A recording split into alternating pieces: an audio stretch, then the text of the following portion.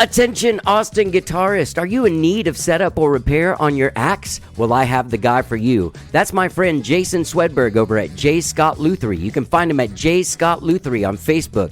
Gang, I've been taking my guitars to Jason for over 20 years, and not only does he do the very best job, but he has the fastest service and the best prices in town. Find him at J. Scott Lutherie on Facebook or jason.swedberg@gmail.com. Gang, whether it's acoustic or electric, Jason is your guy. Get your guitars fixed. Attention musicians of all levels. It's not always easy picking out a song by ear. Sometimes you need a little help. Well, I have the app for you. Whether you're a professional musician or a beginner, Ultimate Guitar is an amazing app. For just $2.99, you get the chords and tabs on guitar, bass, or ukulele for over 1 million songs. They're all available at your fingertips. You also get tools like a tuner, metronome, chord library, lessons, videos, and more. You can find out any song you want. It also has like transpose button. It has auto scroll that you can change the speed to so you can play along with the song. A lot of the songs have the lyrics there so you can sing along with them. Ultimate Guitar is an amazing app. Just go to ultimateguitar.com or download the app to your phone today and start playing. Start playing any song you want. Ultimate Guitar, that's the place for you. Let's get down. And you may ask yourself, well, how did I get here?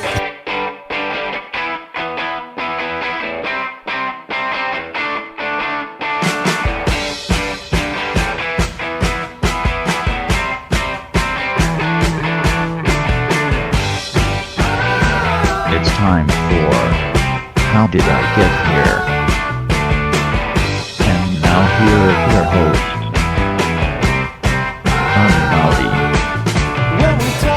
All right, hello, I'm Johnny. I'm your host. Welcome to the show. I hope you guys all had a great weekend, whatever it is you did this weekend. I had a really good weekend. It was most of the weekend was how cool it was to go out and play at Joanna Fest at Luster Pearl South on Sunday afternoon. From 3 to 6, there was a Joanna Fest celebrating fan Joanna Castillo. I talked about it on Friday's show. It was put on by Chris Hawks, Miranda Dawn, Cam Rogers and Aaron Ivey, two couples that thought it would be great to do it, and just a shitload of people playing. I mean, like Daisy O'Connor, Barbara Nesbitt, Kelly McWee, the Bell Sounds, Akina Adderley, Graham Weber. I saw so many people there. Ray Prim, Matt the Electrician, Nathan Hamilton, Betty Sue. Jesus, it was like a clusterfuck of people that you know and love, and it was so great to be there. It was an outside event, so it felt safe.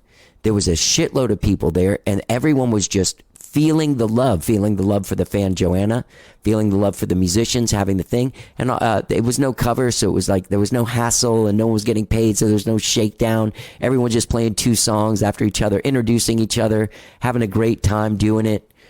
Feeling the love. That's what it was like. And I want to thank Joanna for being the fan that was the catalyst for doing this. I want to thank Chris, Miranda, Aaron, and Cam for putting that thing together and making it run.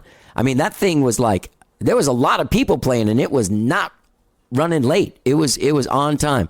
I know there's a lot of people I didn't name that I saw and I talked to, but there were so many people. It was almost like a head-spinning event. But it was head spinning in the best way possible. Reminded me what Austin is all about, what our music scene is about, what living here is all about. Just people hanging out on a Sunday afternoon, people playing their songs and just saying hi, hugging each other for the first time in years. It was beautiful. So thank you, Joanna. Thank you, Chris, Miranda, Aaron, and Cam for doing such a great job, and everyone for playing, everyone for coming out. It was beautiful. It was an inspiring event, and I'm glad to live here. Gang, I have a great big show for you today, all right? I have my dear friend AJ Vallejo, who has done so many music projects and has been on this show so many times. He's been on like 5 live shows and then has come over and talked about every project he's done. He's always doing something. He's always moving forward. That's one of those things that I love about him. It's inspiring to be his friend. And you want to do more shit because you see him doing all this shit all the time. And he started bands and he's played with them and he's kind of moved on just like we all have. Just like I have. You start something, you're like, well, this is cool. I don't know if it's going. But right now, he still does Vallejo. He does Love and Chaos.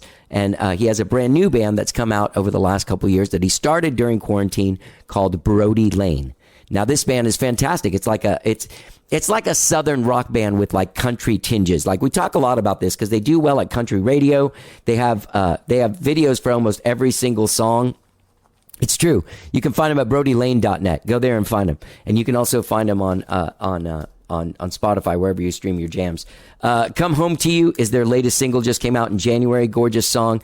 Hot Dirt is the name of their album that came out last year, and their first single, Stuck With You, came out last year as well. There's videos for almost every single song because AJ, outside of being a great musician, a guy that he's like an A&R guy for a label. There's so much stuff that AJ does. He's a producer for the Texas Country Music Awards, like so much different stuff. As Love and Chaos, all the music he produces, other people, writes songs with people, doing all this shit. He's also directs videos. So there's videos for almost every single song. Yeah, as I said, you can find him at brodielane.net. He's joined today by their bass player, Joe Flagger.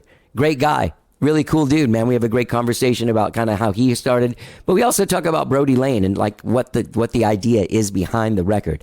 The band also features Bruce Castleberry on guitar and Alex Geismar on drums. But before we talk to Joe and AJ from Brodie Lane, Lush Life is an event taking place this Friday, February 25th from 8 to 11 p.m. at the Pershing right here in Austin, Texas. Okay. Lush Life is a documentary performance series brought to you by filmmaker Sean Barnes, who takes the audience on a journey to explore the creative process and story of artists in collaboration from the studio to the stage. Sorry. This Friday's event features music from James Robinson, Harrietta Hokwa, Grace Sorensen, and a DJ set by Magna Carta, along with special guests. From the studio to the stage means something here. Now, they recorded a song called Monsters, which will be everyone that attends the show on Friday will get a download card for the song. So the song is finished. You will actually get to hear the song right here on How Did I Get Here. I will be debuting it in just a minute before I stop talking. The song features James Robinson, Megs from Magna Carta, Harrietta Hokwa, Mike Molino, Shelby Alexander. It was recorded at 512 Studios, produced and mixed by Carlos Brodie, and engineered by Vic Vase. The song is called Monsters. If you attend Lush Life event, which I will put a ticket link in the text of this podcast, you can get there. Come out this Friday, February 25th to Lush Life. See James Robinson, Harrietta Hokwa, Grace Sorensen, and Magna Carta's DJ set. So today, I am joined by Zach Scott, Sean Barnes, and James Robinson, the organizers of Lush Life, to talk about the event for a few minutes and kind of like get into the vibe and figure out what it's all about. Now, the interesting thing about all of this is I'm hosting the event. That's right. I am. I'll be hosting the event this Friday. So check it out. This is my conversation with Lush Life organizers Zach Scott, Sean Barnes, and James Robinson. Let's get down.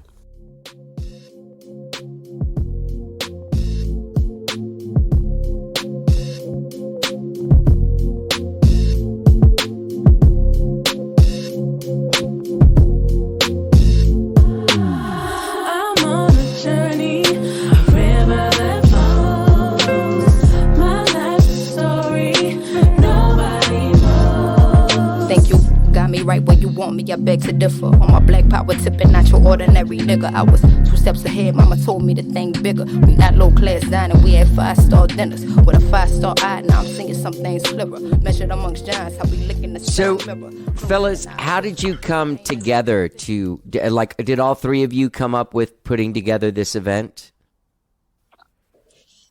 I think the real inspiration came from James originally. And like he does always, he pulls in a lot of talented people to make something happen. Yeah, he does. That's Zach Scott. Zach, what's your role in this whole thing? I guess hard to describe. I mean, I'm trying to just help coordinate things. I know we've let Sean really take the lead with a lot of the kind of creative content and what we've been doing with the interviews and the documentary side of things. And James has been taking the lead with really forming what this musical experience is going to be, bringing those artists in, getting the band ready and seeing that. So I'm just helping there to bridge that gap and fill in where I can and really let Sean and James' strengths get highlighted. Well, kind of like a producer that oversees the event. Yeah, you could say that. Yeah. Yeah. James, real quick, do you want to talk about the artists and why you chose them? You're performing, but also Harry Itahukwa and Grace Sorensen and Magna Carta is doing a DJ set. Tell me a little bit about why you chose these guys to play. Yeah, I chose these artists because they were all in the studio with me during the holidays. I originally had a trip scheduled for Kenya. I was going to be in Kenya shooting some visuals for my record, and that trip got canceled because of the virus. So I just ended up doing another lockout session at a studio, 512, with Omar Vallejo and Vic Vase, and Black Odyssey was already recording there. So we just started having people come through, and Grace and Harry and Megs, they all came through and we wrote music together. That's awesome. Real quick, on a personal note, you've been on the show a few times. You and I are friends. I've gotten to actually host an event that you put together back on Labor Day. But when is this stuff all going to come out? Because you've been recording a lot with a lot of awesome people, and I'm like, where is this shit? I know, man. I'm gonna do a bunch of new songs from my record at the show. So I'm really excited about that. And for me, what's taken so long is really just the personnel that I've used to make this album. A lot of them live in other cities, and so it's been very difficult to kind of travel back home and get back in the recording studio at Royal. So everything we've been doing has kind of been, over the internet, and that takes some time, when you're trying to mix and master songs. I usually like to be there in person when my songs are being mixed. Right. That kind of saves me money. If I pay for a mix and then it comes back and I don't like it, that engineer has to do it again and it costs me money, so that's the big holdup. Yeah. Okay. Sean, tell me a little bit about because this Lush Life is a documentary performance series, and what you're doing is you're taking the live audience, I'm reading from the thing, on a journey to explore the creative process and story of artists and collaboration from the studio to the stage. So this started with James's recording sessions? I think this really started with just me being in sessions around Austin. I met James in a session with Black Odyssey and a couple of other people. And I think we got into a conversation just about like documenting this process, because I was in the process of already making a documentary kind of based on like the Austin scene right now and like what's going on in the art scene. And then I talked to James about it, and, like when he gets something, he makes it way bigger, He takes an idea and he can run it. He can run it up. So with that, he just took this idea and he made it his own. And now we're just going to put it together and kind of like mash the art side and the music side. And it's all art in one big piece in total, but we're kind of like mashing it all together to try to create an experience for customers. Right. Can you describe the experience and what people can expect? Because this is like what it's been described to me is a different experience than just going to see music like at a place. Mm-hmm. Mm-hmm. So with this experience, we're trying to just build community. So we're not just going to have a show. We're going to have different events, different little things. It's going to be like a mini festival in downtown Austin. Yeah, at the Pershing. Yeah, and the Pershing, they've been doing a lot of really interesting stuff. James, you've been doing some other stuff there too, right? No, it's just been all recording and collaborating for me. I've just been writing a lot of music and recording it. So I've been mainly working out of 512 Studios. We did some work at Arlen with my friend. He's a producer and songwriter named Jordan Newell. Uh-huh. He co-wrote on the song "Hang Low" that was released on the Black Vintage album, and so we've just been working at Arlen. And then when I met Omar, he just opened up the studio to us, and we've been finishing up there. That's great. Is Omar working on the record? He is. We were just in the studio with him this past Tuesday, he was mixing a song that Gerard Marshall produced. He's mixing a couple of records. So yeah, he's now part of the production team for the album. That's great. So this event takes place at Pershing Friday, February 25th, 8 to 11 p.m. Tickets are available. I'll put a link to the ticket site and the event site and everything. That way people can get to know it. I'll be hosting. There'll also be someone doing some live questions in the audience and stuff. Yes. Yeah. So we'll have Jasmine out there, Jazz Q on Instagram. She's going to be out there interviewing the crowd, trying to work the crowd and trying to just build some hype around for social media. Mm-hmm. That's great. Yeah. And I'm really excited to see what she's going to uncover. We really want to get that feedback and make it something where the people who go to this event are a part of the event. They're not just a onlooker and just out of control, not having any control on that. We want to bring people in, be part of this event. Like Sean was saying, kind of that festival feel to it where you're fully involved in everything that's happening there and not just an onlooker. Yeah. Yeah. That's fantastic. The tickets as I said, the tickets will be available up until, can people buy them like at the door if they're running late or something? Or if they're just hearing this on Friday, or they'll be available at the ticket site? Yeah, they'll be available on the site up to the show. I don't believe we can buy them at the door, but you can go on and purchase them right there, then and there. So up to the show, you'll be able to purchase them. Will all the artists be playing with their own groups, or will there be like a backing band that kind of backs all of the artists, or how's that working? Or is everyone playing solo?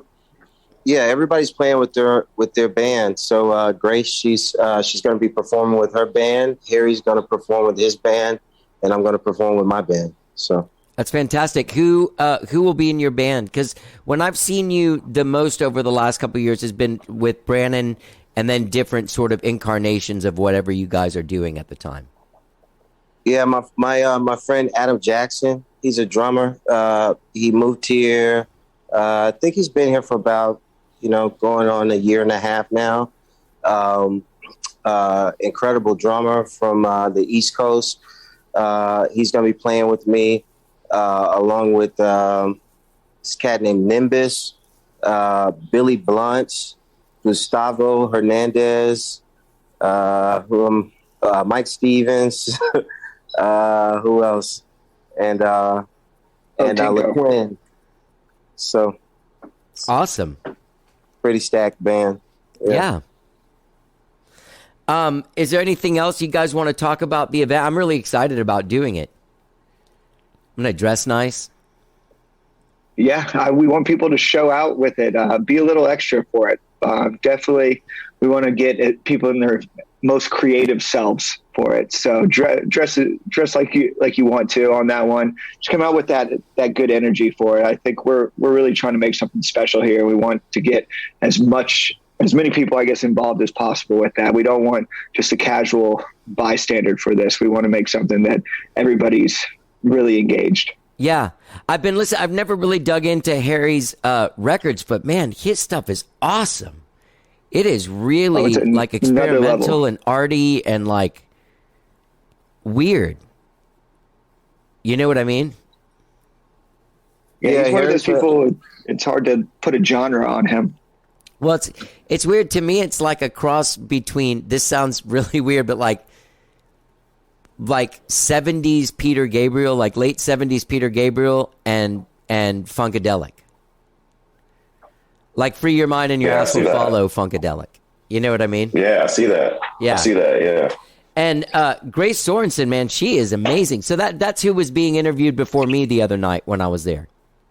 Yes. Okay. Mm-hmm. She I went and listened to her EP, What I Never Told You. It's amazing.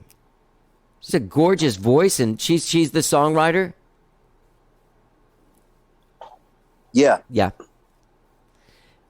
She's got. They all have like amazing music, man. That's why I'm really excited because we're gonna get a chance to play some of that stuff that night at Lush Life, we're going to premiere a new song that we've been working on. It's entitled Monsters. What's the story behind? We're going to play it on here, right? Yeah. Okay. What's the story behind Monsters?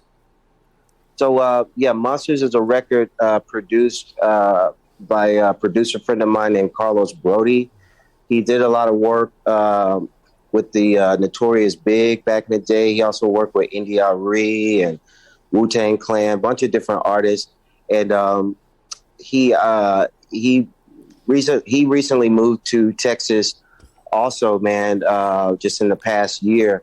And so he's been doing a lot of work on my record. And I had a folder of some production that he had done. And we just ended up, I just played the song for everybody. And we were all at the studio, and so everybody just hopped on the record. So Monsters is a record featuring Megs from Magna Carta, Harriet Dokla, Shelby Alexandra is singing on there, myself, and a really, really talented musician and MC by the name of Mike. I hope I say his last name correct. Melano? Yes. Yeah. Yes, he's been on the show. That guy's great, man. Have you know his whole story? I don't think so. Man, I'll send you a link to that podcast. It's unbelievable, man. That guy is like a survivor.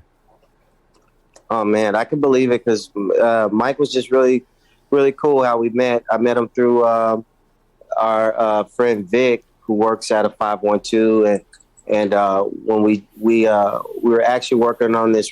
We had finished up this record that Black Odyssey had produced, and Vic just kept talking about his homie Mike that was in town, and he was like, "Man, I'm gonna have him come by the studio and see if he can jump on this record." And when Mike came, he ended up staying for like a couple of days, and we just made a bunch of songs together. So we ended up doing like 3 or 4 records together that over like 2 days. Wait, is this the same guy that lived here? He lived here a couple years ago, though, right?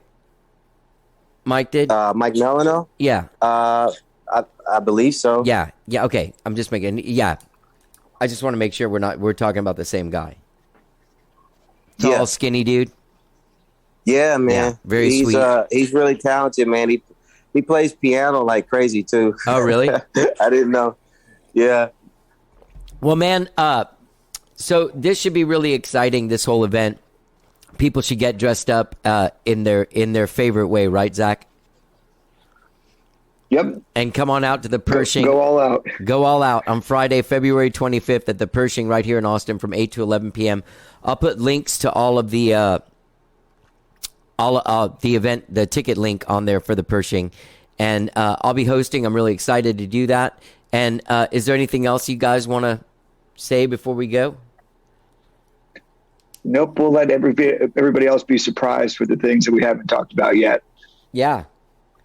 For sure, man. Yeah, and just everybody, dress super fly and come out, and it's gonna be a great night and a bunch of good vibes with a bunch of great talent, and just really excited. And shout out to Danny at the Pershing for also helping to make all of this possible and just trusting our vision and seeing where this is going to go. Yeah. That's a good place. Well, I'm looking forward to it. I'll see you guys on Friday. Man, much love, man. All right. Thanks for having me. Thank you. I'm not stupid, I seen them propaganda portraits. You said Africa's a wasteland, and we all monsters. You don't wanna rape the mainland, but we all monsters. Turn this bitch into a gangland, but we all monsters. Made us hate the flesh we came in, but we all monsters. We make you take it from the same hand, but we all monsters. Thought I'd be blinking while my Tyler teeth from a city where this is. That was Zach Scott, Sean Barnes, and James Robinson. Lush Life taking place this Friday at the Pershing. Friday, February 25th from 8 to 11 p.m. Featuring music from James Robinson, Harriet Ohokwa, Grace Sorensen, and a DJ set by Magna Carta. And it's all hosted by me. Yeah. Johnny Gowdy's the host of that thing. Yay. So the song you heard, Monsters, will be available on a download card if you come to the show. If not, you'll have to wait until James Robinson's album comes out. So there you go. I'm really excited to host this event. I love talking to these dudes. James Robinson is one of my favorite people. So get down there. There's a link to tickets for the event in the text of this podcast, okay? It's at the Pershing this Friday, February 25th, 8 to 11 p.m., Lush Live. All right, I want to thank those guys for doing the show and asking me to host. It was a great time. All right, now let's talk to AJ Vallejo and Joe Flagger from the band Brodie Lane. Come Home to You is their latest single. They also have a brand new album out called Hot Dirt, also a single called Stuck With You. They have videos for almost every song they've made. That's me clapping, saying that. They're playing tons of shows all the time. Go to brodielane.net to get involved. We talk about Southern rock. We talk about country radio. We talk about how the band came together during quarantine. And you guys know AJ and me go back a long, long way. One of my old dear friends. One of my favorite people in the world. One of my best friends in the world. I love him.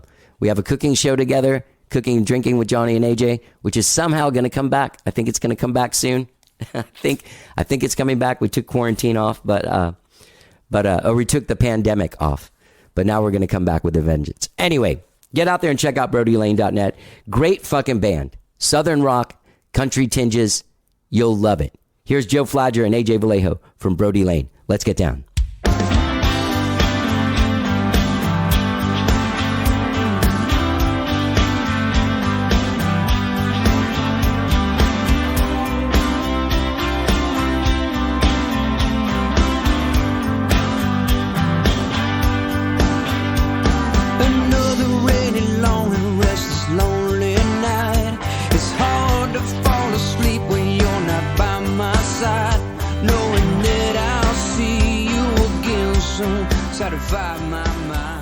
Just gonna stare at you guys for a while. So real quick, there's so many bands that you have had over the last few years. Yeah.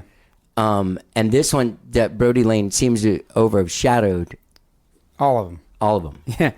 And that's what I'm saying. I'm sure people were like, "Oh man, AJ got another band," But I think what it was, I was saying that. Yeah. In hindsight, I said it too. In hindsight, though, it's not so much that I just was like had ADD or just wouldn't kind of had like, I kind of want to dabble in this and that. I think what it was, I was in hindsight, I felt like now that I see where I'm at now, like I was trying to find my place, because for all my life I've just known Vallejo. Like I just thought I was supposed to put on this earth to like write and be in a band with my brothers forever until I die. I mean, like, right. So, we all moved on. Everybody got families, and you get older, and I love my brothers, and we still have a great, energy together when we play. But like, just like a relationship, you grow out of like everybody has different tastes in music, and I mean we have 15 albums. I think we've said all we can say. Like I don't know. I mean that's what I remember when you came on that time and you were like, I want to talk about the new Vallejo album, but what am I going to say? We made a new album. It's out. So what?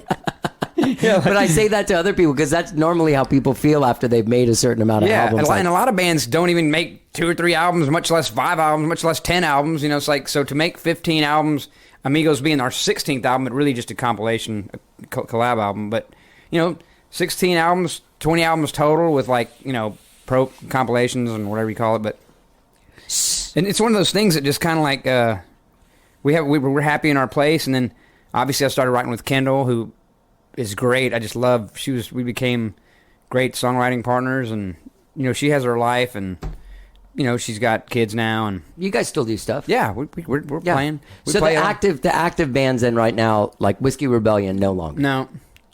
Southtown, no. There's Brodie Lane, but you guys, I mean, your calendar is real full, and I noticed that you guys have Aggie booking you. Yeah, I went through your shit. Yeah, fucking spied on you. Aggie right now, yeah, spinal. Man, what it was is the pandemic, and not to put it on one thing, but it seems like the pandemic. Joe's right here, by the way. Yeah, poor Joe. Yo, Joe was playing. And AJ's like, I'm bringing Joe. Yeah. I'm like, what's that guy gonna say? It's joking. You're the only person I can make fun of. Like, I want people to make fun of me. Yeah, no. No, but like, I think what Joe, and he can tell you a little more of his side, but like the pandemic, like we all kind of had to stay home. Yeah. And Bruce, of course, is always next door at D's. He's always there. So, and then Geismer's down the road, and we just started jamming. And then I had some other cats that I was just jamming with, and kind of this prototype version of Brodie Lane, and I kind of knew I had all these songs laying around that Kendall wasn't coming over. We weren't finishing, or I just kind of felt like I wrote them not for Love and Chaos. They were just kind of songs I was writing.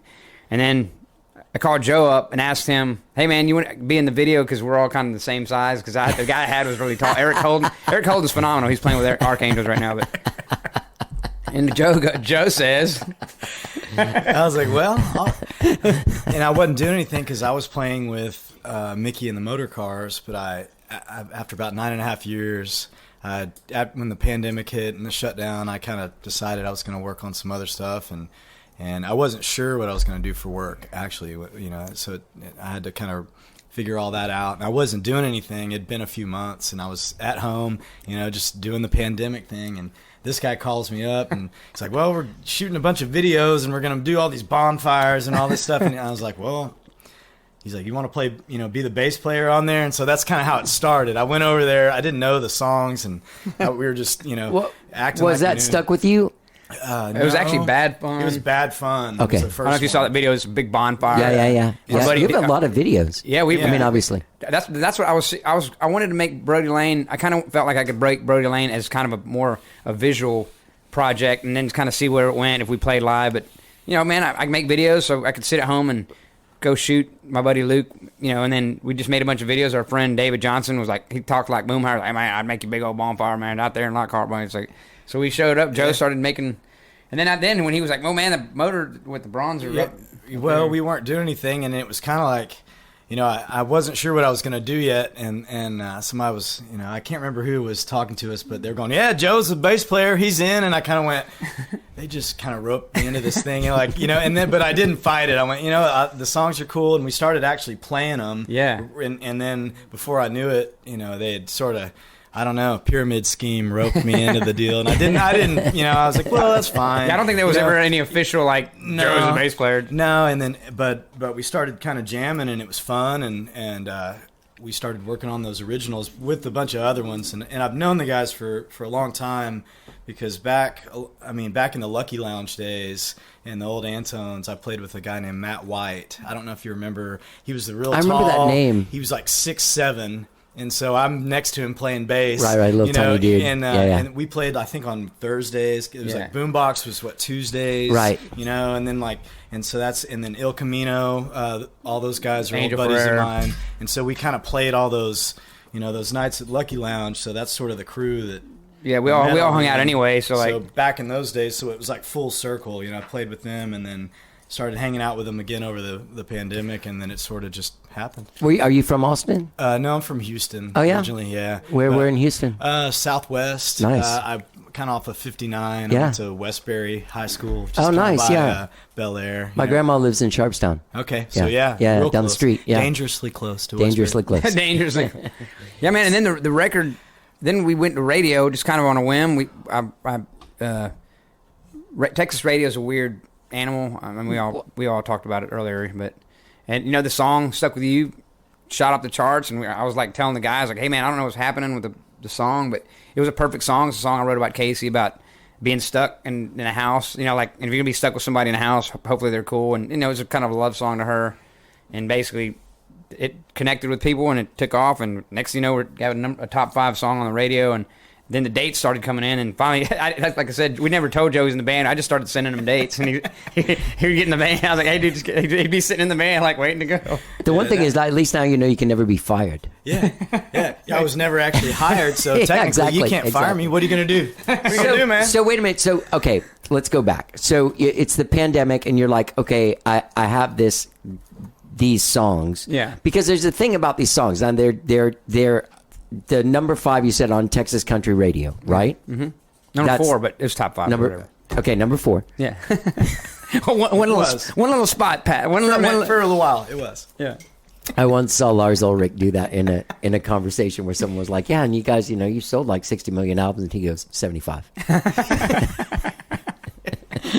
I just think, I think that little 4, man, it's like it's better than 5. But okay, so Texas Country Radio. The thing is about this record, and that it alternates between like real rock, like the opening song, Love Somebody More? Yeah. Okay, so that song is like straight eights, like on the thing. That's not a country vibe. But then there's songs like, hold on, I have them written down. There's songs like WTH that are full on, like you could play that at Broken Spoke with no problem. Totally, yeah. I mean, that was I was on a Mavericks kick that week, and I wrote a freaking Mavericks Dwight Yoakam song, and I just felt, it sounded cool. Like I'm saying, yeah, that first album goes all over the place. If you listen to Hot Dirt, it goes all over the place. But essentially, dude, we're kind of like a roots rock band. But the new record is feels way more consistent. I can't wait to put it out. And it's more of a band. It's a more band. We all did it together, so it's not. It's the first album was kind of AJ wrote a bunch of songs and brought a bunch of guys in. Right.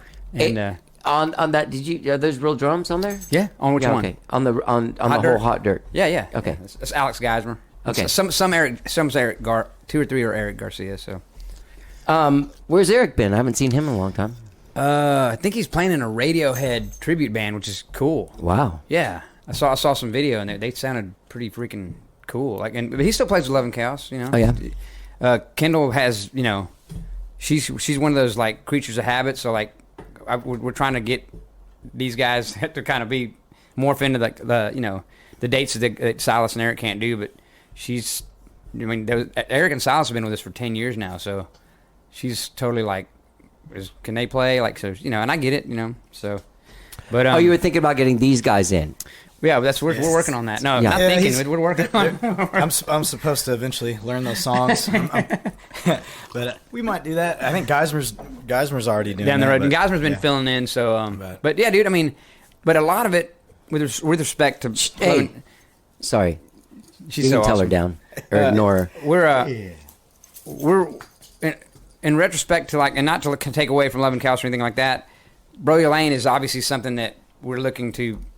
It's not so much like when I did the AJ Vallejo or the Southtown or the Prince stuff, which I don't do any of that anymore. This is what I want to do. Like, this is my full-time band. I feel like the music that you've made for the last 10 years and produced. I'm sorry, Joe. It's okay. She's really been a really horrible person for the podcast. This dog. She loves. She loves you. Yeah, that's it. She really loves Joe. Hey, ladies love Joe. She loves bass players. She did that same thing to Kathy Valentine. Like, that's how Kathy had to do the rest of the interview, like just petting her on her lap. I'm just getting a whole lot of Rosie right A here. lot of Rosie. Oh, that's good. Baby. Yeah. So following your stuff, obviously, for so many years, but then seeing where you're at now musically, this is like the culmination of what you've been doing. It's good. I'm glad you say that, because it has tones of rebellion. It has tones of solo stuff. It smells a lot like Love and Chaos without Kendall, but it's just kind of what I am. But it really was. There is what's happening with it. I think musically is, Bruce has his little tone. He has his little sound that he throws in there, and then Joe puts his thing in there, and guys, everybody puts their thing in there, and it's really cool. I was always doing side projects, kind of like just vehicles of songs I wrote. This is where I feel like we're a band, and like we're like everybody's putting their personality into it, which I think is awesome. I like being in a band again. I don't want to. I'm not doing the solo stuff. Not feeling that. That's not my jam right now. So how did you guys cut when does the new record come out? Do you know? Sorry. Stop biting me. I know I'm delicious. The new record comes out. I'm 420, and I don't. It's not a coincidental. Your last record came out. Yeah, that's what I'm saying. I think we made a joke. We made a joke that like we're just going to only put out records out on 420. So like next year we'll have another record on 420. But it just seems like nowadays people have such attention deficit disorder. Like you have to give them something to remember, because they'll be like, "Man, when's your record coming out?" Like you have to put it out on a holiday. That's me. The poster child for attention deficit disorder is calling everyone out on my show. Is that what you're laughing at, Joe? Yeah, exactly. The poster child. What were we talking about? Ooh, a squirrel. What was that? Hey. Squirrel, we got a new album. But anyway, I mean, Love and Chaos, Vallejo. What are we talking about again? Ooh, that water's good. Well, look, that's the thing is that, all of this, I mean, there's so much shit that you do. Your output is such, you're so prolific as an artist on so many different levels that you can't really be mellow and laid back. Well, I think he's got a lot, it's a curse and a blessing, because one, I have a studio, which a lot of people don't have. So you just walk in and put your ideas down. But also just, I think I mean, dude, I lived a pretty wild, crazy life, and still to a certain extent, in moderation, but I think it keeps me out of trouble. Yeah. You mean like idle hands are the devil's work? That's exactly right. That's right? And when I was idle, I was very devilly. Yeah. So real quick, Joe, let's get back to you real quick. So you played with Mickey and the Motor Cars for like a decade. And who else you played with? Centromatic? Or no? So I moved here in 01 Okay. and started playing right down the street at the Back Room. Yeah. And with a band called Subphonic in 2001 with Big Mike Boudreaux booking us over there. And I got to be friends with those guys, the Back Room crew, a lot of the pop punk guys and a lot of those people. But I was the last bass player in Rubberhead in that band, and I played remember with that them for a band. minute. Yeah. After Subphonic, they kind of brought me in. Same deal. I was buddies with them, and they'd had a few Subphonic, not Centromatic. Sorry. Yeah, right. And so Subphonic lasted for a few years, and then it was Rubberhead with Mike and the Backroom guys, and did that one for a few years. And then I played with Will Evans. In the Will Evans project, so we were at Momo's a lot. Yeah. And that's probably where I, between Antones and Momo's and that group, that's probably where I would have run into you. Yeah. But we did that, and then I played with George DeVore. And then the Motor Cars. Would you say George got you? I never asked you, like, how did you get in motor? How did you end up in the Motor Cars? I met all those guys. Well. The link was Shane Bannerson, drummer. I don't know if you guys remember Shane. He played with Il Camino. He was the first drummer for that band. Is that Angels Band? Yeah. So Lucky Lounge, all that, Antones, and they would open for Vallejo a lot. Yeah. So Shane, pretty much Shane and Angel introduced me to you guys. It was really those guys. That's who introduced me to everybody. So I sort of, they just, when they needed a bass player, I kind of got these calls, and we would hang all the time, and we'd hang out, and it ended up just morphing into that, and So I knew those guys for a long time, and then once their bass player wanted to get out of there, they called me, and I was actually I decided to go back to school, and because I was like, well, I need to figure something else out. And I was together. And I was in X-ray school playing with George DeVore, and then I got the call with the Motor Cars, and I was like halfway through it. I was in there in school for about a year, so I was halfway done with it, doing good. Finally I was actually making good grades. That never happened. And this was, I'd already left college twice for other bands. So third attempt at college, and I quit that because they were ready to go on tour. So it was like, take it or leave it. We need somebody now. So think it over. And I decided to go with them and quit school again. And so did that and went on the road for about 10 years. And then during the pandemic, when everything kind of shut down, I told them I was going to work somewhere else and kind of do that full time and get off the road, and here we are. Yeah, it's funny what the pandemic did. I noticed there's two different sort of mindsets that people came out of it with. One of them was, I don't have to do this shit all the time. Yeah. You know what I mean? Yeah. And the other one was like Scrappy. Like Scrappy came out of the pandemic like fighting. Like, I'm putting together a new band. I'm making a new record. I'm doing it. Yeah. And then like Trish, who's in Skyrocket, was like, man, I don't want to like play at Hanover's, or like I don't want to do stuff I don't want to do anymore because we don't really have to. There's a lot of that, and you seem to have buckled down. Yeah. And like, you know what I did? I said I don't have to do all these bands. How about I just do one? Exactly. Because I was just stretching myself, and it seems much more beneficial to like the music and the whole. It sounds cliche, but the art and the whole to focus on one thing. Yeah. And so that's kind of, my doctor said that. It was funny. He's like, you should just focus on one thing. Just try that. And I go, wow, what's that like? I think you get burned out in 2 seconds. Yeah, dude. So now I'm just kind of happy with where everything's going. And the new record, the new record's called Pain Is Gold, and that we're real proud of it. I think it's going to be. You'll finally get to see what the band. It really sounds kind of like consistent, and you get the whole Bible what the band's about. So. When are you dropping a single? Anytime? We have a single. It's funny. We have a single out on radio, our second single, which is racing up the charts. Come Home to You. That's not on the record. It's just a single. Because it's funny because the radio programmers or promoters, I sent them Pain is Gold, and they were like, this record is great, but like it's kind of dark, like nothing for radio. And a lot of stuff don't fit radio. And I go, well, it's kind of what the past 2 years of. It sounds like what the past 2 years. I was like, my mom passed, and and the pandemic, and people were going through different stages of depression or whatever. Not that the record's a depressing record, because it's a cool record. It's just a darker. It's not like, it's not some happy record. It's not a happy record, but it rocks. It's got a Leonard Skinner, Whiskey Myers vibe to it, which is super cool. Yeah, it's definitely got a little bit more of a southern rock, more rock and roll feel to it. Yeah. I think it's not as back and forth. Yeah, and the subject matter is just a little more serious, and there's like a minor chords in there. And, but it is a little bit darker sounding, but yeah. But yeah, dude, I'm really happy with it. So then I said I had a leftover from Hot Dirt kind of laying around, and that's one of the first songs we were playing together as a band, Come Home to You, and that's a single right now. But there's a couple singles on there that I think we'll throw out. We'll see what happens. But you're thinking maybe in April, maybe 420. But maybe we'll do something before that. Yeah.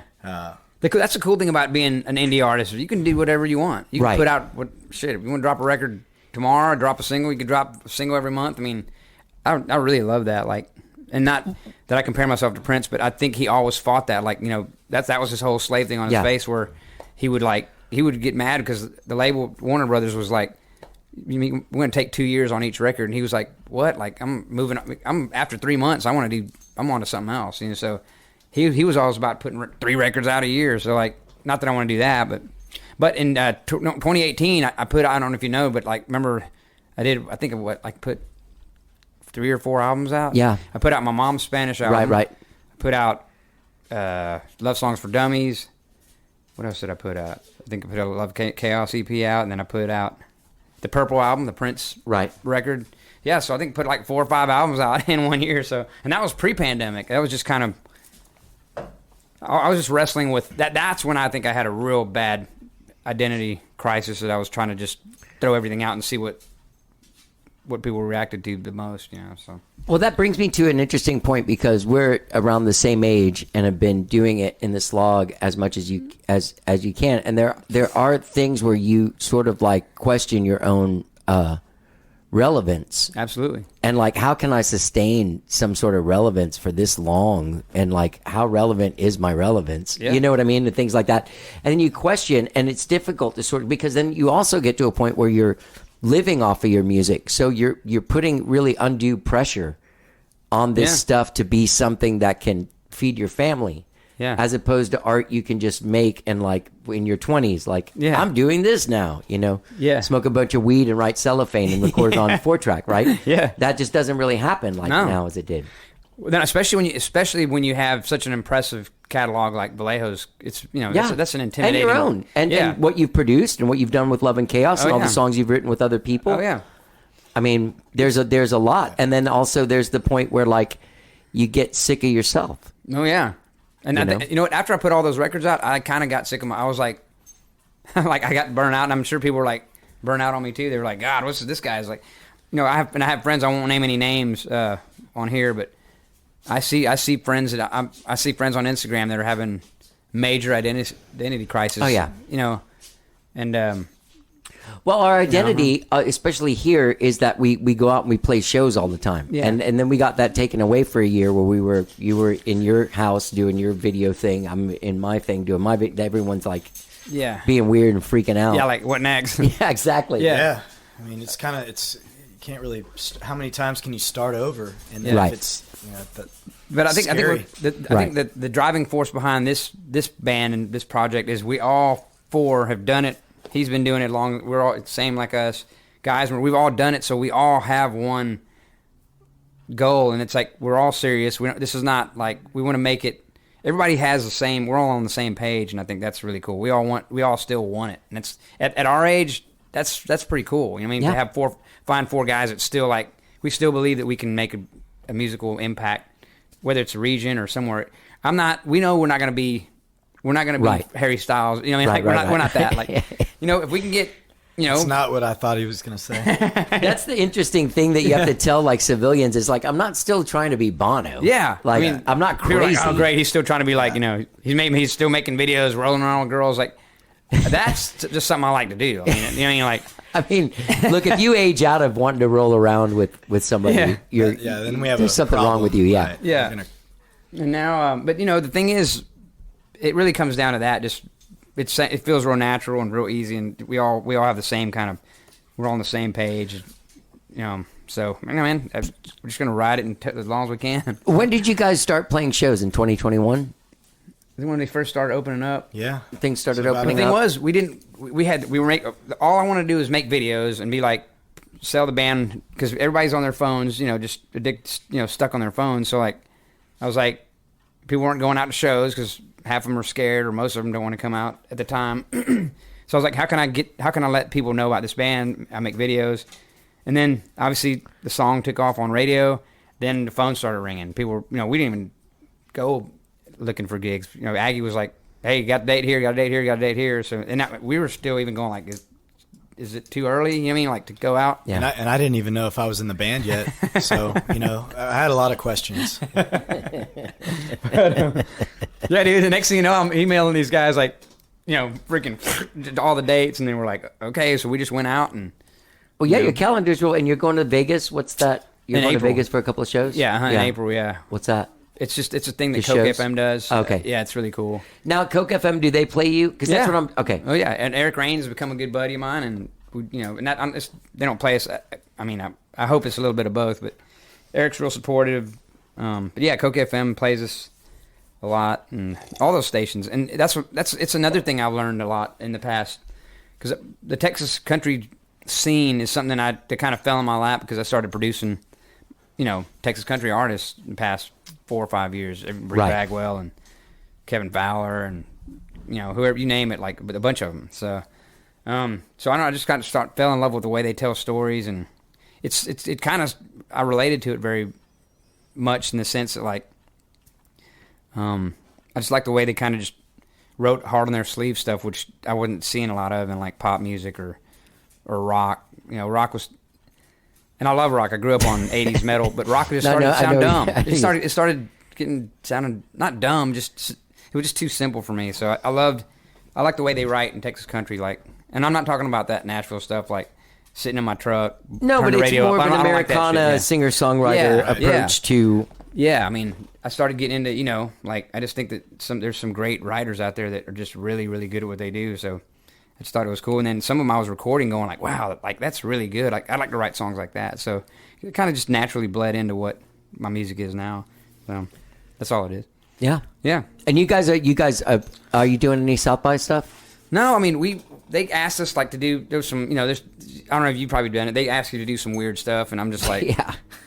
You know what I mean? I'm like, I don't know, like it's, some energy drink thing, and like at 1 o'clock a.m. I'm like, nah, we'll pass. Like, I mean, not to mention they don't pay, so we're taking paying gigs, so we're not trying to, like, South by is cool. It was cool when it started. It got Vallejo signed, but like it's now become more like everything else in the world, like kind of just a networking thing that nobody truly gets signed at South by anymore. I don't think, maybe they do, but like I don't think that's where that used to be kind of the goal. Houndstooth. Huh? You know that band, No. Houndstooth? No. Oh, they got signed out. Okay. I was listening to a podcast and they were talking about it, and it was some band from like Indiana or something. But they were saying like, I mean, it's also like when you get signed, there's a lot of work that's gone into it. But it's not like it's David Geffen walks by and goes, "Oh shit, Vallejo," and signs you. Yeah. And back when it started, I'm not slagging South by South by any means, but like back when it started, when Vallejo was here in the late '90s, it did have Emilio Estefan was like, or somebody that knew him saw us and was like, went to him. Next thing you know, Mark Prock walks in with a record deal, and we're like, whoa, that was a product of South by Southwest, which, I'm thankful for that. But like, I don't know, I just feel like the last 10 years, I've played 9 South by Southwest shows every year with Love and Chaos or whatever, and it seems just like you play it and it's cool. People see you, and people you get visibility from people around the world. That's cool. But like, nothing really ever came out of it. For me, so. The last time I did that was like 2011 with that band I had, Liars and Saints. Yeah, like we did all the stuff like you play from fucking 11 in the morning till 1 in the morning. Yeah. All in one day, and yeah. it was those shows weren't. All 6 shows or whatever weren't good. Yeah. Like, they're throwing there's a couple going, good ones, yeah. but there was a couple really bad ones. Yeah. Yeah, across town, you're moving gear through crowds, trying to get set up, no sound check. So, and then finally get up there, and if they don't have the mics on or get you dialed in, there was your 20-minute. And then what's shot. the crazy? The rock festival. Oh yeah. Oh God, Brewers Rock Fest. Not that that's bad. It's just more chaos on top of chaos. Oh yeah. It's like and put it right in the middle of the street, right there where all the homeless people are. It's great. But what was I going to say? The one great South by memory I have is Vallejo was playing at 1 a.m. at Scoot Inn. I don't know why they put us there on that night, on a Wednesday night or something. And I think Jason McMaster, he was in the crowd, so we ended our show with Highway to Hell, AC/DC, and got him up. Casey walks up. She was super pregnant, and she walks up to the front of the stage. She was like, and I'm like, hey, what's up? Right in the middle of solo. She was like, my water broke. And I was like, what? And I didn't know. It was the first time for me, so I was like, what? Oh my God, I was like, do I need to go now? And she goes, no, because you still have hours. Yeah. It didn't mean the baby's going to fall out. So yeah, I just think it's funny because I make a joke about it now that Rocco was like, he heard Highway to Hell, and he was like, I'm coming out. I think that's a big part of why we named him Rocco. But I just always loved that name. I thought it was a cool name. You were home for like over a year. Yeah. All the time. Yeah. That must have been pretty. I mean, great. you work out of your house, but you're always out playing shows. I'm always out. I'm working. I'm producing the Texas Music Awards. I've been doing that for the past 3 years. Oh, really? Yeah. So I'm Arlington, traveling, doing a lot of that. But what does producing the Texas Music Awards just entail? It's a lot of work. A lot. Just the production of it. The backlining, the itinerary, the sound checks.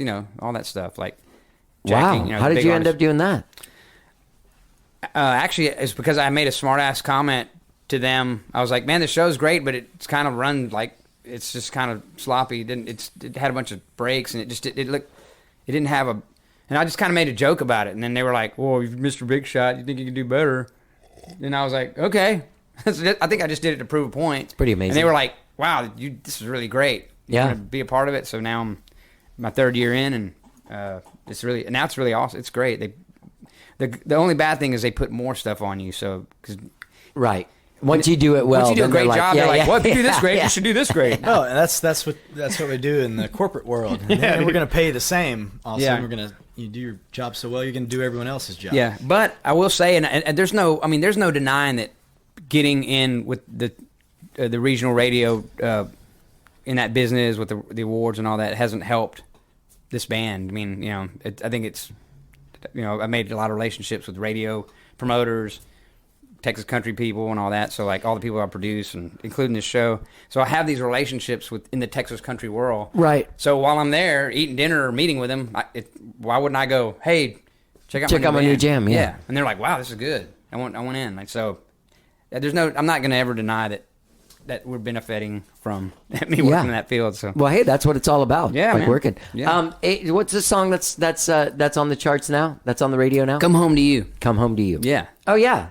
Yeah, that just came out. Yep, it's kind of like the sequel. So that's coming up on the next record. Nope, it's just a single. Oh, it's just a single. Yeah, it's weird because it didn't fit. With Joe, we were all talked about like songs. We had about 14 songs, and some of the songs, I don't know if you're into that when you making records. Like some of these songs just didn't fit. They're like because we want this new album to make a statement. It from front to back it feels great. Like so. Yeah. Come Home to You, great song. Was in there, just kind of didn't feel right after in between like Hard Living and that's the other song. But it works great as a little single to kind of throw out there between the records. So if you read the lyrics, if you read the lyrics to Stuck With You and that song, it kind of feels like a sequel. So it's like like it's like the sequel to. Right. Because he was stuck with her and then now he's back on the road and now he wants to come home because he misses her because he got used to being with her all the time. Yeah. During the pandemic, so it's cute. It's sweet. That's cute. Yeah, I told Casey, no more songs about you. Everything else. I like Casey. Yeah, she's awesome. She needs some good songs, man. Yeah, she deserved it. Yeah, but now that's all. Now it's all songs about just drinking and being on the road. And we love the song "Hard Living's." You'll hear the record. There's a song "Hard Living" that it's kind of. Is it going to save the world? No, but when we play it, it just has this cool. It's just cool, and everybody comes to us like, "Hey man, what's that hard song?" I'm like, "Hard Living." Like, it already sounds like a classic rock song. So we'll have to get him some of these songs. Yeah, man. Yeah, for sure. So the other guys in the band, does everyone write? Like, did everyone write on this new record, or you write the songs and everyone just kind of like plays their part? Then even like Stuck With You, what you hear, the final product of Stuck With You is not anything like when I brought it to them. It was kind of slower, and it sounded like The Fray, which is like they were like, okay, this is cool, but so they kind of I just kind of throw it at them, and then they kind of deconstruct it and be like, and he'll start with a groove, and guys will start with a groove, and then I'm like, ooh, and then I'll record it on my phone, and then I'll go back and then just cut it all, like, and then they'll come in and do their parts and stuff. So it was definitely more of a kind of collective effort than the first record where I just did everything, and then they did come in and put their stuff in, but it was already kind of just written, Did you guys do the drums and stuff at 512? Yep. Well, half of it, actually 80% of it 512, and then the last couple of songs, Geismer has a little studio at his house. It sounds good, so. Yeah. Because sometimes Omar, I think they have the great recording setup there. The drum setup there at 512 is amazing, but they're so busy. And Omar, he's so nice. I'm like, hey man, can I get in there and knock some drums out? And he's like, yeah. I mean, I'm sure he says yeah because he's my brother, but I'm sure it's an inconvenience to him. He's like, God. But yeah, everything we recorded over there, drums and bass, that we kept, it was really good. Well, Bad Fun, that's on the first record, on Hot Dirt, clocks in at what, 6.5, 7 minutes, something like that? Yeah, something like that. The original version is like 11 minutes, and I edited it down to 6.5. And why was it so long? You guys were just jamming? We just were jamming, dude. It kind of has some... And it has that cool, like, Freebird, like, it's rocking solo. Yeah. But, I mean... That song kind of reminded me of the Allman Brothers more. Yeah, totally, yeah. That it breaks down, and... Yeah. What it was is the original version I had was just kind of cut, pace, like, verse, chorus, and then we went in the studio and just were like, we were rolling, and we just started jamming it, and then it was kind of like, we started jamming it like we play it live. We kind of just started stretching it out, so... I was going to cut it and do the whole, like, verse chorus. I was going to cut it down to, like, 3.5 minutes, and then as I was trying to cut it down, I was like, I can't part with this part. This got to stay in there, so I was like, I got it down to 6.5, but it's the original version is 11.5 minutes, so maybe that'll see a light of day one day, but there's some, I don't know. Maxi single. Yeah. B-side, bonus track or something. A month ago, 2 months ago, you did a cover of Stepping Out. Yeah. That was awesome. Yeah, it was cool. I heard it on the radio, and I was like, God, man, it's one of my favorite songs. It's one of my favorite albums. Yeah, and even when I was in high school, I was like, something about that song, I think we all during that time, it was just, when it came on, there's just something cool and special about it, but then when I started breaking it down, it's very simple. You mean just ding, ding, ding, and then the bass, it's like, it's almost like Devo-ish robotic, but like, I don't know. Then when I started recording it, I was like, wow, this is fun. Like, I did the whole thing like in like 2 or 3 hours, and even I was filming it on my little phone stand like while I was cutting it. So like, I put it together, and I was like, wow, this is cool. I just got a good feeling from it. It was cool, Yeah. And now for whatever it's worth, it's got like 2,500 something like that views on it on Facebook, so that's cool because I think that's a triumphant thing, because anytime you try to promote your music on that thing, they slap you with those algorithms and like, hey, my band's playing, or hey, here's my new song. Oh yeah, 20 people like it, and then you're like, here's a picture of a monkey shooting a machine gun. There was 800 likes. Yeah, well, I mean, exactly. Yeah, here's my dog being cute, and like fucking 5 million likes. Hey, well, it's a fucking machine gun. I mean, I did like the machine gun monkey one a little bit better. I'm just saying. You know what's funny? There's the photo on that album. Like, I got that album in 8th grade. Yeah, and I already wanted to be a musician. And when you open up the inside of it, I don't know if you remember, but it's a room that looks almost exactly like this. And I've always tried to have that inside thing as like from when I was 14 and I got that record and I opened it up, I was like, oh my God, they have amps and keyboards and drum machines and fucking. Yeah, I never it's saw that so inside. I have to awesome. check that out. I'll show it to you. So no South by stuff. Nah. Not this year. Maybe some other time. But. This what is like? What I wonder is like for people like us that are not like the buzz band or the new thing that the new Trail of Dead, for lack of a better word, was in 2001 and 2002. We're just playing for free somewhere at Lucy's. That's that's what I feel like. That's what I feel like. And I mean, like I said before, I don't feel like it impacted us in any way. I've been doing it for 10 years. Every year, even Kendall and I would be like, we're not going to take that many shows this year. Like before Brodie Lane was around, and we would say that. We say that every year. And next thing you know, we have 8 or 9 shows, South by shows, and exhausted. We're just burnt out by the end of that week, and then being like, did any of those gigs do anything for us? Did they move the meter? Yeah, did it move the meter? Right. But did we turn on some new people that wrote to us and that, hey, I'm from France and I think you guys are cool? Yeah, that's cool, That's a question I have. How does Texas country, because I know that Americana in general does really well, like the Mastersons and shit do really well in Europe and Steve Earle, people like this. How does Texas country do over there real well? I don't want to say no, but I don't think it does as well as like Americana or even the blues or even a Dale Watson or or even like it's not that he's Texas, but like a Brian Setzer, he's like a god over there. Right. But like, I don't know. Bands of Heathens, very big in Germany. Bands of Heathens, they're very big. Only the greatest I think some bands like Band of Heathens like they do well over there, but they've been there doing that a long time. Don't quote me on this, but I am on a mic. But I think I won't. The machine will. Sure, you're on a podcast. I think Texas country caters more to a conservative crowd of people that like to drive in trucks and work 9 to 5, blue collar workers that are actual cowboys. The Yellowstone people that love those people that ride actual horses, and that's who listens to this music, and they go to work and they turn on their station. They know Spotify. They might even have it, but like they're still listening to that radio station in Stephenville, Texas, that Texas country radio station while they're at work or whatever they're doing, roping cattle or and that's I think it's that, and they love that music. It's a lifestyle, and that's who I think. And I don't think that's not a lifestyle in Belgium. You're like. Well, it's a funny thing because I was just talking to someone about this a couple of days ago about that sort of thing. Like, oh, they were getting a job, and the job that they're getting is fucking great. Like, great benefits, great everything, but like it's a super conservative construction company. Yeah. They're like, I don't know. And I'm like, what do you mean you don't know? They're like, well, I mean, look, you play music. I'm like, yeah, but I'm fucking Skyrocket. You think Skyrocket is playing benefits for Greenpeace? Like, no, we're playing fucking Halliburton parties. Sorry, Greenpeace doesn't have 20 grand to pay my band. I know, right? Like, I mean, it doesn't mean these people don't deserve entertainment or something. Like, so there is that sort of intense sort of like, I mean, we live in a country that's really divided. Yeah.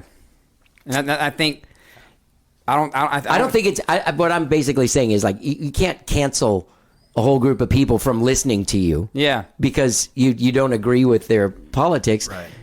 I mean, I'm sure in our time of playing on stages for the last like fucking 80 years, we've entertained murderers, rapists. We don't know who the fuck is at our show. Yeah, we don't know who's out there. Cross-dressers. Exactly. Yeah. But no, man, and like I said, I mean, it's a good question because like I'm not saying that Texas country isn't. No, big. but Texas in general, a small town in Texas is going to generally be conservative. But it's not that there's something like bad, inherently bad with people that have a different opinion than someone else does. You know what I mean? I think the one special thing that you can say really cool that's special about Texas country is the reason it's called Texas country is we have this huge state where an artist can make $1 million, 6 figures, be in a tour bus and play 50 dates and not ever leave the state and pack every one of those places out. You can't do that in, North Dakota. You can't do that in Alabama. You can't. In Alabama, there's 3 cities. There's Huntsville, Birmingham, and Tuscaloosa, and that's it. Or you can't. Texas is the only state that has its own infrastructure, an ecosystem an of music ecosystem and of art, its and own stuff. music Yeah. that caters specifically to them. Like, so that's. We might go to Oklahoma or Yeah. Baton Rouge or some shit, or Yeah. Shreveport, but most of the shit we do is in Texas. Yeah. And to me, nothing really represents that more than what I'm seeing in Yellowstone. I'm not saying Texas, because Texas country does have some rock tones and stuff like that. But, you know, when you see the Yellowstone, that's when you're wondering, like, who listens to that. That's who, because their music, the soundtrack is awesome. They're playing Ryan Bingham, and they're playing. Right. I really love the music that whoever's picking the music, whoever's the music director of that show is doing a phenomenal job. Cause, it's kind of like it's kind of the back landscape of what that lifestyle is. And I'm not, and I'm not saying it's just cowboys, because I have friends that, like, just guys that deliver Red Bull in a truck all day. It's those guys too. It's just it's the working blue collar class. It's part of their life. It's good to know too that people are still listening to radio. I really don't, even like I did like before the pandemic. Me neither. I don't. Dude, we're on Texas radio, and I don't listen to it. Like, I just don't. You know I mean, I listen to KUTX sometimes in Sun Radio to get involved, but like, and I love if any station I can listen to is Sun Radio. Yeah, I feel like you can leave that on and be like, wow, it's really great. Yeah, all the songs are cool, Yeah. I feel like also it's sad that like rock stations have just moved to even classic rock. Like, that's what happened to me is I always just feel like I don't really need to hear Crazy Train. Yeah. All the time. Yeah. You know what I mean? Or Panama. Yeah, or like Nothing J will against play those like songs. Stairway to Heaven, and then the next song they'll play like Peace Sells But Who's Buying by Megadeth, and I'm like, oh, you're just lumping in because they don't have these all the other stations have shut down, so they're like, let's just lump anything with a heavy anything guitar rock. in it. Yeah, anything with distorted guitars. And then right after that, Black Crowes, you're like, this does not make sense. And I imagine 101X plays new music, but whenever I turn it on, I hear like Today by Smashing Pumpkins. Like it's the same as it was in '94 or something. No offense against the radio station anymore. I don't know what they play, but I would imagine, I guess, was it like classic alt rock, or was that what they do now? Or well, '90s grunge is classic rock now. It's like classic rock for us. Yeah. As opposed to the classic rock of our parents. Or like whatever we saw at the Super Bowl is now classic music. Yeah. How did you like that? I thought it was cool, man. It really made me see what a force of nature Dr. Dre, how much great music he made. I mean, that was cool. Yeah. Of course, I loved Eminem. He's my favorite. I think. Oh, I'm not because we're light skinned, but I think Eminem is the greatest rapper that's ever lived. Because I just technically, Yeah, he's great. I was just this morning. I was on my walk with Rosie. I was listening to. There's a new Rolling Stone now, and I guess they listed the new people that are nominees for the Rock and Roll Hall of Fame, Mm-hmm. and I guess Snoop Dogg isn't in, but Eminem is up for it, and so there's like this whole question of like, what are we doing here? Yeah, like, you know what I mean. But what I was gonna say that really moved me about that Super Bowl thing. And it was interesting because, like, my stepmom had an aversion to it because, like, but my thing was, like, this was easily one of the most, like, American, like, stories of American stories. Here are, like, more than half of those people sold drugs for a living 30 years ago. Yeah. You know what I mean? Yeah. And most likely murdered people. I mean, those guys came from nothing.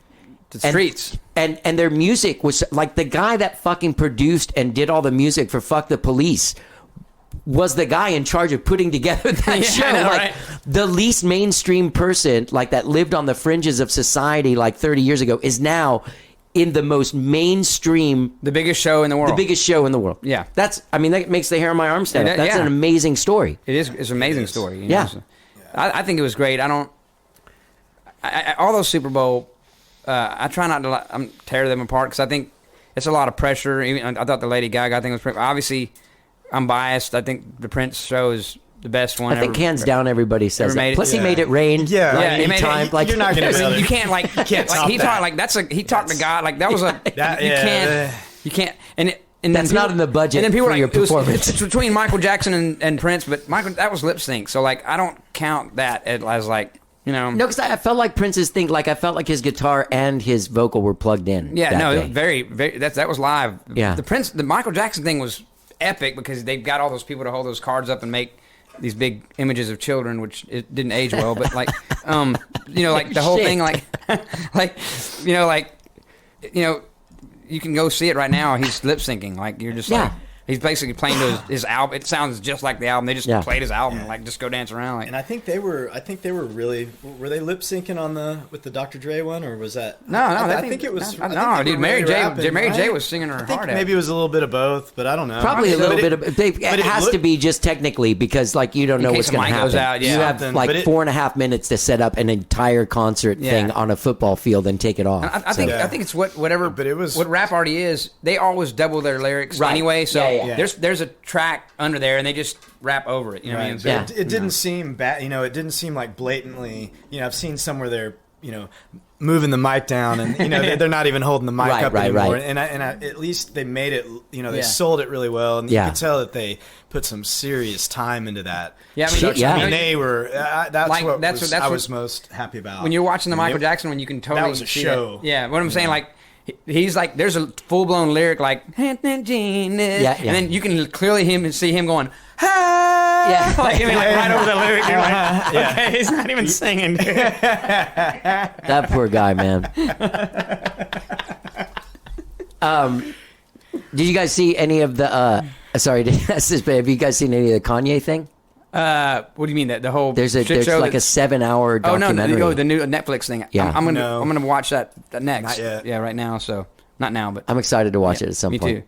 I feel bad for him because I know I do too. The things that he's tweeting it's kind of it's clearly depression. It's clearly some mental stuff going on with him, but like also you know he's clearly.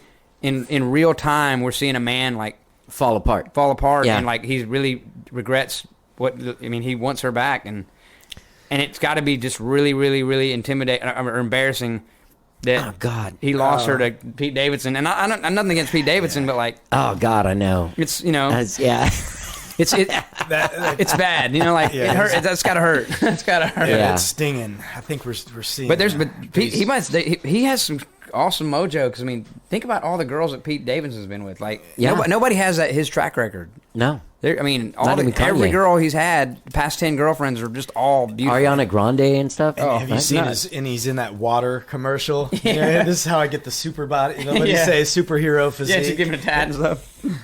But yeah, man. No, man. I hope Kanye. He's a lot of people hate him, but I wish him the best. He is a genius, but a lot of geniuses are crazy. You know, so because they have their brain has there's a lot going on. So sure. Any little bit of imbalance is louder, you know, and messier. Yeah. So your new single, "Come Home to You," available now. "Hot Dirt," available now. "Stuck with You" single, available now. New album, Pain is Gold. Pain is Gold. Yeah. Pain is Gold. It's kind of about how we're all pain, whether it's movies or heartbreak songs. Pain sells, you know. Yeah, it does. I was going to call it "Pain Sells," but who's buying? But I think somebody ought to pick that. Yeah. We don't want to anger Dave Mustaine. You know, we don't want to feel the. Dude, I tell you that guy used to call me. Dave Mustaine? He'd call me like every day, like at 5 o'clock. I guess he was driving home, stuck in traffic, and he lives in Phoenix.